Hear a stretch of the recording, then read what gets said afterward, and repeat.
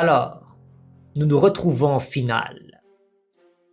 Pour les plus observateurs d'entre vous, j'ai mis des petites vidéos courtes hier et ce matin, mettant en vedette les meilleurs moments pris en vidéo d'extraits des demi-finales qui ont eu lieu hier dimanche, soir et après-midi.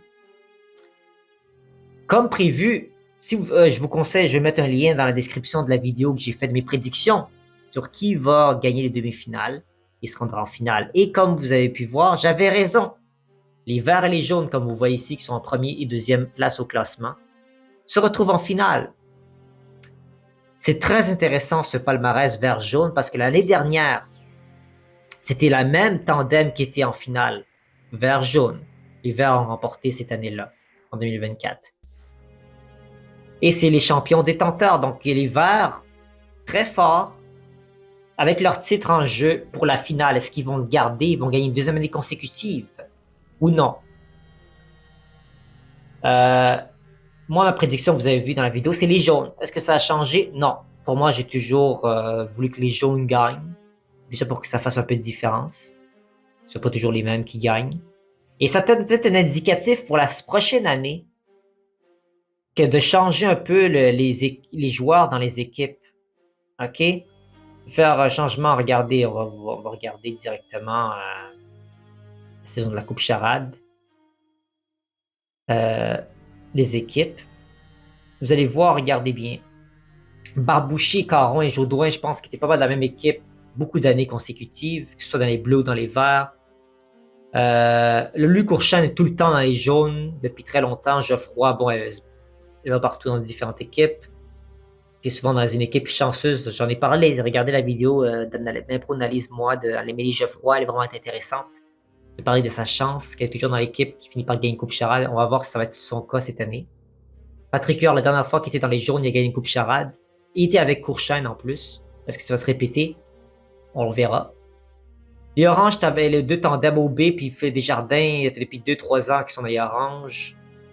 Dans les rouges, Corbeau, ça fait déjà depuis 2-3 ans qu'il est dans les 2 ans au moins qu'il est dans les rouges. Et les verts, Funk qui est souvent dans les verts. Pareil aussi, kind of. Puis Aladdin, sa première année dans les verts. Donc, les violets, Martin Boily toujours dans les violets. C'est le tandem depuis que les violets ont été créés. Martin Boily, le poster boy de l'équipe. Donc voilà. Il y a toujours un tandem de 2 joueurs ou joueuses qui restent dans chaque équipe. Il faut changer ça, je pense, pour la prochaine saison. Parce que regardez, ça peut être une question de probabilité, certes, mais vert-jaune l'année dernière, c'est la finale. Cette année, encore vert-jaune. Et dans les joueurs et les joueuses de chaque équipe, il y a des tandems qui se sont maintenus. Ce qui est intéressant, c'est que Aladdin était dans les verts dans les jaunes l'année dernière, et là, il se retrouve dans les verts. Dans les 2 années consécutives, il se retrouve en finale dans 2 équipes différentes. Funk, on parle de Pierre-Luc Funk. Il n'a jamais gagné 2 coupes charades consécutives.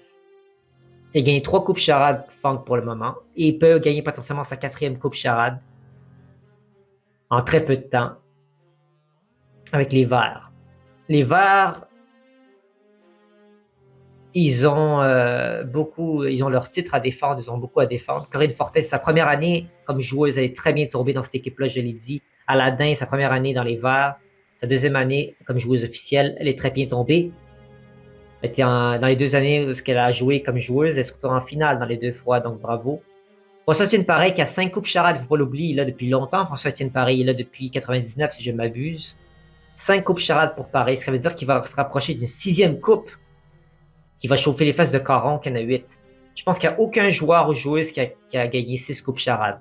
Caron, c'est le seul qui a gagné 8. Et les autres ont 5 coupes charades au maximum. Par contre, si les jaunes gagnent, Courchain va se retrouver avec sa 4e coupe charade. 2 avec les bleus, 1 avec les jaunes. Donc, ça promet. Amélie Geoffroy, tellement de coupes charades. Je pense qu'elle en a 4 à son actif, déjà, en très peu de temps. Patrick Huard, 1 coupe charade avec les jaunes.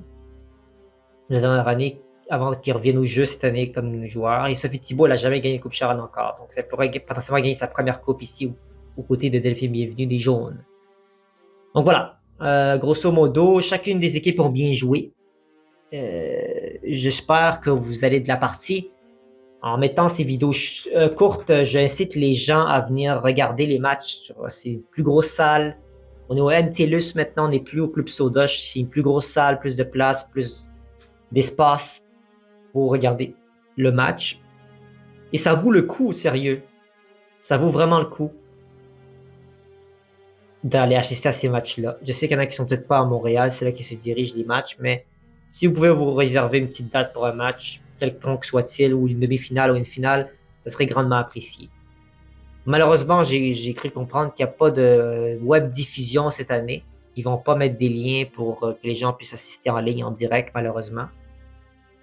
C'était peut-être une fois pour la pandémie, pour dépanner, j'imagine, un petit truc spécial. Mais si jamais ils changent d'avis, la finale est dans une semaine. Si dans une semaine, ils disent, OK, on va me donner des liens de web diffusion, on pourra refaire ça. Je vous tiendrai au courant. Et je vous enverrai des extraits, c'est sûr, à ce moment-là. Mais c'est parce qu'il faut protéger l'identité puis le travail des artistes qui ont de la misère des fois au Québec à percer. C'est pour ça que je mets pas les matchs au complet. C'est ça qu'on nous avait dit là-bas quand j'ai fait du bénévolat au théâtre de la LNI. On m'a dit de ne pas poster les vidéos au complet des matchs qui sont là-bas parce que préserver leur... Je parle des matchs récents, là, les matchs anciens, je les ai postés parce que ça fait tellement longtemps, ça fait genre 20 ans qui ont eu lieu et c'est disponible sur le CVE pour les écoles pour qu'ils regardent ceci à profit éducatif. Et c'est ça le but de ma chaîne YouTube. Je poste cela sans faire d'argent pour un processus éducatif. Voilà. Donc,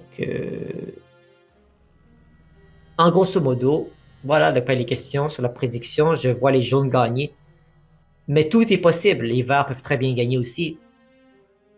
Ça dépend de qui est là. Est-ce que tous les joueurs et joueuses vont être là dans le match? Est-ce qu'il y aura des remplaçants et remplaçantes? Souvent, et, à chaque finale, il y a toujours au moins un joueur ou une joueuse qui s'absente. On avait Ed Landry qui avait remplacé dans les jaunes. Et Christian Brisson d'Argy qui était aussi en tournée européenne. Donc, je ne sais pas s'il va revenir d'ici la finale. J'imagine que oui. Il va retourner à son poste d'entraîneur. Mais voilà, ça dépend de quel type d'impro il va y avoir, s'il y aura beaucoup de pénalités, si ça va faire bascule de points, à quel point les gens prennent des risques. Les jaunes prennent beaucoup de risques cette année. Ils sont très punis, les jaunes. C'est les plus punis cette saison-là, mais ça poigne. Ils sont en finale. Les verts, ils auraient une meilleure réussite en comparé. Ils sont un petit peu moins punis. Mais c'est une équipe qui, s'il leur manque un joueur ou une joueuse, ça peut jouer contre eux. Ça dépend des types d'impro qui sont joués, la longueur de chacune de celles-ci. Il y a beaucoup de facteurs. Des fois, on a souvent vu qu'il y a des fois des impros plus longues. On n'a plus le temps pour une prolongation. On n'a plus le temps. Le score se joue dans cette impro-là. Donc voilà.